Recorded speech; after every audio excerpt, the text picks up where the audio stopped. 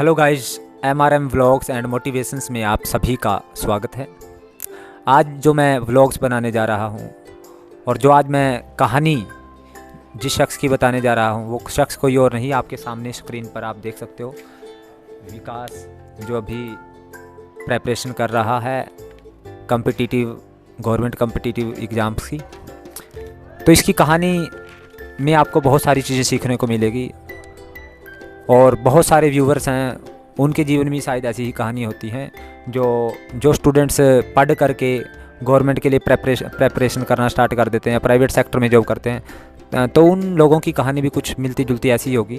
तो लेकिन इस कहानी से बहुत सारी चीज़ें सीखने को आप लोगों को मिलेगी। आज से 3 साल पहले विकास ने बीटेक कंप्लीट की थी और बड़े ही अच्छे मार्क्स के साथ इसने बड़ी अच्छी परसेंटेज के साथ बीटेक की थी। शायद इसके 74 पॉइंट समथिंग परसेंटेज थी। और जब बीटेक कंप्लीट हुई तो कंपनी में मैंने पूछा कि आप कंपनी में जॉब करना चाहते हो, तो इसने डिनाई कर दिया कि मैं कंपनी में जॉब नहीं करना चाहता। वजह ये थी कि क्योंकि कंपनी में अगर जॉब करनी है तो बाहर करनी पड़ेगी, अपने शहर से बाहर करनी पड़ेगी, अपने हो सकता है स्टेट को भी छोड़ना पड़ जाए, और पैकेज भी कोई आजकल ज़्यादा नहीं मिलते हैं। इनिशियल जो पैकेज होते हैं वो बड़े कम होते हैं। लेकिन इसकी जो सोच थी ये थी कि मुझे गवर्नमेंट जॉब के लिए प्रिपेयर करना है और गवर्नमेंट जॉब को प्रेफर करना है। तो जब इसकी मेरे से बात हुई तो मैंने इसको कहा, अगर आप गवर्नमेंट जॉब के लिए प्रेपरेशन करना चाहते हो तो आप फुली गवर्नमेंट जॉब के लिए प्रेपरेशन करना स्टार्ट करो, आप किसी भी प्राइवेट सेक्टर में जॉब करने की कोई ज़रूरत नहीं। लेकिन ये सोच रहा था कि मैं टीचिंग करते करते गवर्नमेंट की प्रेपरेशन कर लूँ। तो इसने इंस्टीट्यूट्स में पढ़ाना स्टार्ट कर दिया और इसने कई इंस्टीट्यूट ज्वाइन कर लिए एक ही टाइम में। अब जब इंस्टीट्यूट कहीं ज्वाइन कर लिए एक ही टाइम में तो इसकी इनकम भी कुछ ज़्यादा हो गई थी, क्योंकि अब एक टाइम में किसी में 2 घंटे लगा रहा है, किसी में 1 घंटा लगा रहा है, किसी में 2 घंटे लगा रहा है। तो 3-4 इंस्टीट्यूट से इसको सैलरी मिलनी स्टार्ट कर दी और इसको लगा कि शायद अब मुझे इंस्टीट्यूट को ही अपना मतलब मेन फोकस रखना है और इन्हीं में पढ़ाना स्टार्ट, और मैं खुद भी अपना एक इंस्टीट्यूट कर लूँ। तो इसने शायद इस तरह से सोचना स्टार्ट कर दिया। लेकिन मेरी फिर इसको यही एडवाइस थी मेरी तरफ से कि इंस्टीट्यूट वगैरह को छोड़ करके सिर्फ़ और सिर्फ अपनी पढ़ाई पे कंसंट्रेट करो, क्योंकि मैथ और रीजनिंग आपकी बहुत स्ट्रॉन्ग है। जीके और अदर सब्जेक्ट हिंदी, साइको और जो है इंग्लिश वगैरह की प्रेपरेशन करके आप बहुत जल्द किसी गवर्नमेंट जॉब का जो एग्ज़ाम है वो क्लियर कर पाओगे। इसके बहुत सारे इन बिटवीन एग्ज़ाम्स हुए भी, जिसमें 1-2 एग्ज़ाम में तो इसका बिल्कुल ही डिफरेंस बहुत कम रहा, 1-1, 2-2 मार्क्स से जो ये है रह गया था। लेकिन कुछ एग्ज़ाम में डिफरेंस ज़्यादा रहा है। अब उस टाइम इसको ऐसा लग रहा था क्योंकि इंस्टीट्यूट से पैसे आते हैं, अच्छी सैलरी मिल जाती थी और लगता था कि पैसा आ रहा है, सब कुछ हो रहा है। और मैं ये मानता हूँ कि जब इस तरह का लालच बन जाता है, पड़ जाता है, तो वो लालच कहते हैं वो लालच बुरी बला है। और ये जो प्राइवेट सेक्टर का जो जॉब का जो लालच है, और ये तो बिल्कुल कुत्ते की हड्डी वाला होता है। जैसे कुत्ते को हड्डी से मिलता कुछ नहीं है लेकिन उसको छोड़ता भी नहीं है, ये ऐसा लालच हो जाता है।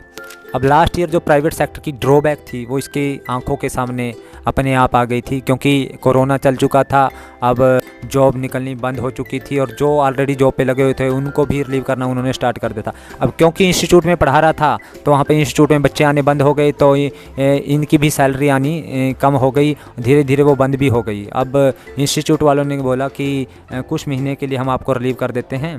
तो असल में वो सारी कहानी थी जो प्राइवेट सेक्टर की थी, जिसको मैं हमेशा से मानता हूँ। तो प्राइवेट सेक्टर का जो है लालच हमें नहीं करना चाहिए अगर हम गवर्नमेंट के लिए प्रेपरेशन करना चाहते हैं। तो इसके सामने कहानी जो स्टार्ट हुई और इसको पता चल गया कि शायद जो मैं कह रहा था वो इसके लिए बहुत बढ़िया था। अगर काश मैं गवर्नमेंट के लिए प्रेपरेशन करता, जो 1-2 एग्ज़ाम रहे थे इसके 1-1, 2-2 नंबर की वजह से, वो आज क्लियर होते। तो अब सारी बातें जानने के लिए हम विकास जी से ही बात करते हैं। विकास जी, आपने 3 साल पहले बीटेक की थी और मैंने आपको रोका भी था, तो अब आपका क्या कहना है, आपका कैसा सफ़र रहा प्राइवेट सेक्टर का? देखिए, जब आपने 3 साल पहले मेरे को ये बोला था कि प्राइवेट जॉब कोई प्रेफरेंस मत दीजिए, गवर्नमेंट की तरफ जाओ, तो शायद वो मेरी लाइफ की सबसे बड़ी भूल थी। पर मैं उसको अब भूल नहीं मानता, क्योंकि आज मैं उस भूल को भूलना चाहता हूँ और मैं आज गवर्नमेंट की तरफ जाना चाहता हूँ, क्योंकि इस लॉकडाउन ने बहुत कुछ सिखा दिया है मेरे को। शायद उस टाइम में मैं ये सोचता था, तीन या चार इंस्टीट्यूट से मेरी अर्निंग थी और मेरे पास से शायद इतनी अर्निंग आ रही थी।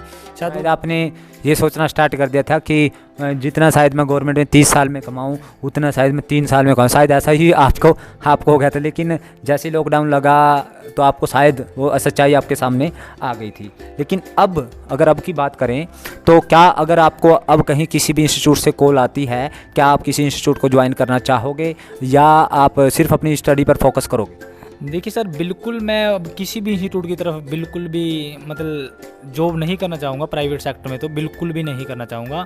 अब ओनली मेरी एक ही सोच है, एक ही फोकस है, ओनली गवर्नमेंट जॉब पर। बिल्कुल, दूध का जला हुआ छाछ भी फूक फूक के पीता है, वो बात आपने कर दी, क्योंकि आप जल चुके हो, शायद आपको एक्सपीरियंस हो चुका है। शायद आप मेरी पहले बात मान लेते हो तो आज ये भी नौबत ना आती जो उन्होंने गवर्नमेंट जो वहाँ से रिलीव किया था और आप शायद गवर्नमेंट जॉब में होते। और एक चीज़ और मैं कहता हूँ, एक कहावत और है, कहते हुआ इसके ऊपर एक बात बोलना चाहता हूँ। इंसान को अगर एक्सपीरियंस ना मिले किसी चीज़ का तो शायद वो अपने रास्ते पर नहीं आता, बिलीव भी नहीं करता। बिल्कुल, शायद आपने उस टाइम मेरे ऊपर बिलीव किया होता तो आज ये नौबत ना आती। खुद एक्सपीरियंस किया तो अब आप दूसरे को भी सलाह देने के लायक बन गए। और मैं ये कहता हूँ, अगर सुबह का भूला हुआ शाम को घर आ जाए उसको भूला हुआ नहीं कहते। खैर, मैं इस चीज़ के लिए आपको बधाई देना चाहता हूँ कि शायद अब आप संभल गए हो। अगर यानी ठोकर खा करके इंसान संभल जाए तो उसको ठोकर खाया हुआ नहीं मानते। और मेरी ये उम्मीद है जिस हिसाब से अब आपने 2 या 3 महीने से प्रेपरेशन स्टार्ट कर दी है, और उम्मीद यही करता हूँ कि आपका बहुत जल्द, अगर गवर्नमेंट जल्दी से एग्ज़ाम लेती है तो आपका एग्ज़ाम क्लियर हो जाएगा, पेपर क्लियर हो जाएगा। तो अब मैं प्रेपरेशन की दोबारा बात करता हूँ, क्योंकि तो मैंने अपनी तरफ से कही है, मैं आपसे पूछना चाहता हूँ अब आपकी प्रेपरेशन कैसी है? देखिए सर, अब मेरी प्रेपरेशन है, मेरे को सिर्फ अब इंतज़ार है ओनली कब गवर्नमेंट किसी भी एग्ज़ाम की डेट दे और मैं उसको क्रैक करने की सोच। ओके, यानी आपकी जो फुली प्रेपरेशन है और यानी यू आर फुली प्रेपेयर्ड। अब मैं ये कहता हूँ कि अगर अब देखिए अभी एग्ज़ाम होने थे तो गवर्नमेंट ने पोस्टपोन कर दिया है, नो डाउट, है ना। अब 2-3 महीने के लिए और पोस्टपोन हो चुका है। क्या आपको ऐसा लग रहा है कि निकट भविष्य में कोई भी एग्ज़ाम होगा? देखिए, उम्मीद पर ही दुनिया टिकी है।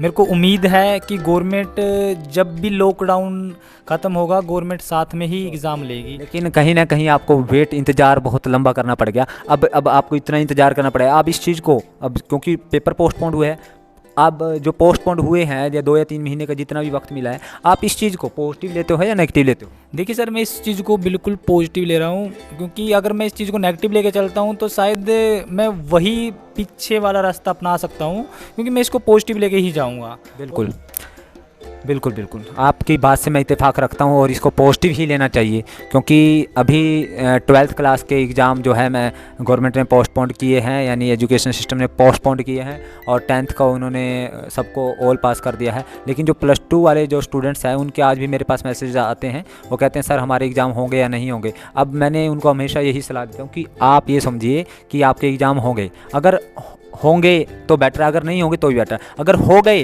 तो अच्छे मार्क्स आ जाएंगे, अगर नहीं होंगे तो कम से कम आपकी अच्छी नॉलेज तो बन जाएगी। हाँ जी, आप क्या कहना चाह रहे थे? मैं उन बच्चों को एक बात बोलना चाहता हूँ। देखिए, कभी भी नॉलेज लोगे आप किसी भी सब्जेक्ट से तो वो आपकी ख़राब नहीं जाएगी। अगर गवर्नमेंट एग्ज़ाम ले रही है तो बेटर है, अगर नहीं भी ले रही तो आप लोग उस फील्ड में अपनी बहुत अच्छी पकड़ बना सकते हो।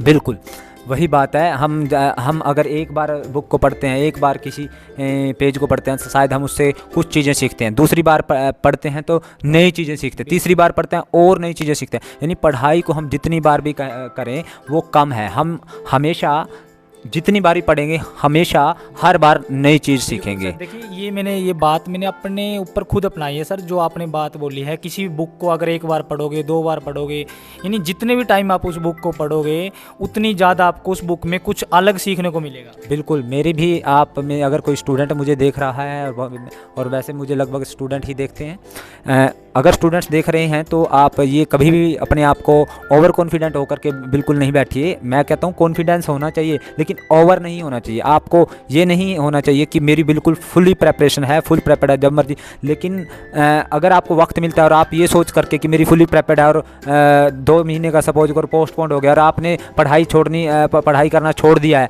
हो सकता है आप दोबारा से फिर जीरो हो जाएगा। अगर टच में रहोगे तो आपकी प्रेपरेशन भी फुल रहेगी और आप जितनी बार भी पढ़ोगे उतनी बार नई चीज़ सीखोगे। आप आज मेरी से आप ये बात नोट कर लें और आप इसको करके देखें जी। तो मैं भी आप सभी को यही बोलना चाहूँगा कि आप अपना एक टाइम टेबल ज़रूर बनाएं। जितने भी बच्चे स्टडी करने वाले HSSC SSC या कोई भी एग्ज़ाम की अगर आप प्रेपरेशन कर रहे हो तो टाइम टेबल का होना बड़ा ज़रूरी है। और जब भी आप प्रेपरेशन करते हो तो आप जो आप लोगों को मुश्किल चीज़ें लगती हैं उनको नोट डाउन ज़रूर करें, क्योंकि नोट डाउन करोगे तो आपको ध्यान रहेगी कि जो चीज़ मैंने नोट डाउन किया है ये शायद मेरी कमज़ोर है। और जब आप उसको नोट डाउन करने के बाद उसको दोबारा देखोगे तो आपकी वो चीज़ स्ट्रॉन्ग हो जाएगी। और जो वीकनेस पे ज़्यादा से ज़्यादा वर्क करें। और विकास जी, आपने मुझे इतना अपना कीमती टाइम दिया। वैसे मेरा यंगर ब्रदर है, लेकिन इससे मुझे टाइम अपॉइंटमेंट लेनी पड़ी इससे बातचीत करने के लिए, तो बड़ा अच्छा लगता है। और आपके लिए भी मेरी ये शुभकामनाएं हैं कि आप जल्दी से कोई ना कोई एग्ज़ाम प्रिपेयर करो जैसे या कोई एग्ज़ाम आए। और एक चीज़ और, हेल्थ के प्रति बड़े कॉन्शियस हैं ये, इनसे हेल्थ के टिप्स भी हम लेंगे। तो इसके लिए हमें नेक्स्ट वीडियो का इंतज़ार करना पड़ेगा। और उन सभी व्यूवर से मेरी रिक्वेस्ट है, जो व्यूवर्स मेरे चैनल पर नए हैं, कृपया इस चैनल को सब्सक्राइब करें। और अगर आपको ये व्लॉग पसंद आए तो इसको ज़्यादा से ज़्यादा शेयर करें, लाइक करें और कमेंट करें। इन्हीं शब्दों के साथ आप सभी का बहुत बहुत धन्यवाद। जय हिंद, जय भारत।